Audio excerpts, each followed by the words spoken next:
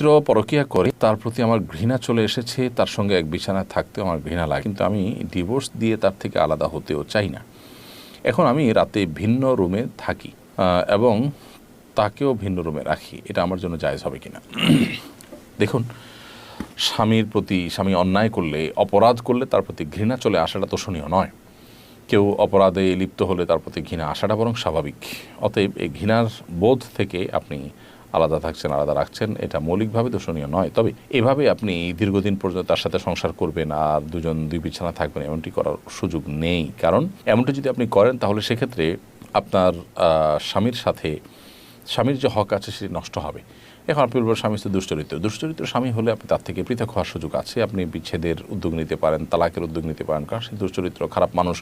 সংশোধন করার চেষ্টা আপনি করবেন। এরপর যদি সম্ভাবনা না থাকে, আশাহত হয়ে যান, তাহলে সেক্ষেত্রে তার থেকে পৃথক হওয়ার রাইট বা অধিকার ইসলাম কিন্তু আপনাকে দিয়েছে।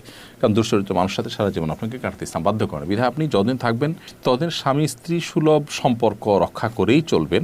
আর অভিমান একটা পর্যায় পর্যন্ত আপনি করতেই পারবেন, যেমনটি বলছিলাম, কিন্তু সেটা চিরকাল আপনি এরকম করতে থাকবেন, দীর্ঘদিন এরকম করে থাকবেন, সেরকম করার সুযোগ কিন্তু নেই।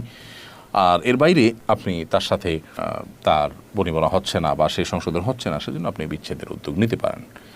আর যদি সে তার অপকর্মে লিপ্ত হয়, এরপরও আপনি তার সাথে থাকেন, এর ফলে কিন্তু আপনার গুনাহ হবে না।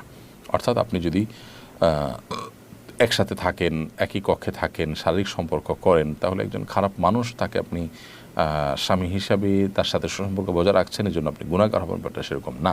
কারণ স্বামী স্ত্রী সুলভ সম্পর্ক যতদিন পর্যন্ত আপনাদের মধ্যে বৈবাহিক সম্পর্ক আছে, ততদিন পর্যন্ত সেই সম্পর্ক বজায় রাখাটা বরং স্বাভাবিক।